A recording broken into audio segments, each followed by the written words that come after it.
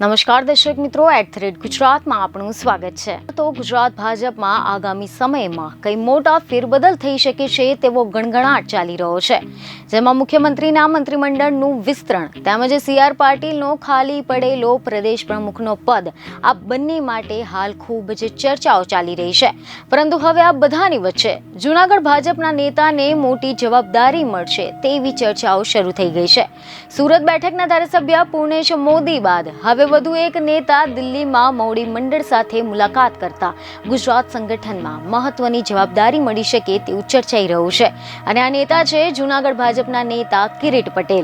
જી હા, ખબર એવી મળી રહી છે કે જૂનાગઢ જિલ્લામાંથી આવતા કિરીટ પટેલ તાજેતરમાં ગૃહમંત્રી અમિત શાહને દિલ્હી ખાતે મળ્યા હતા। આ મુલાકાતના ફોટો સોશિયલ મીડિયા પર તેમણે શેર કરીને લખ્યું કે આજે કેન્દ્રીય ગૃહમંત્રી અમિત શાહ સાથે મુલાકાત કરી। ગૃહમંત્રી અમિત શાહની મુલાકાત સમયે તેમનું મહત્વપૂર્ણ માર્ગદર્શન મળ્યું।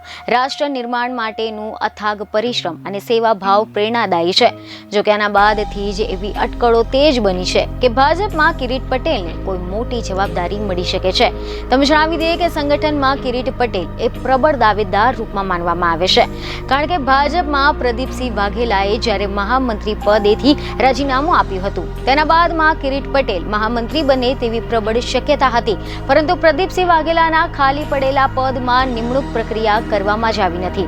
તો આ સિવાય એવો પણ ગણગણાટ શરૂ થઈ ગયો છે કે મુખ્યમંત્રી ભૂપેન્દ્ર પટેલ એ કડવા પટેલ સમુદાયના છે, તો પછી લેવા પટેલ સમુદાયમાંથી આ નેતાને મહત્વની જવાબદારી મળી શકે તો નવાઈ નહીં।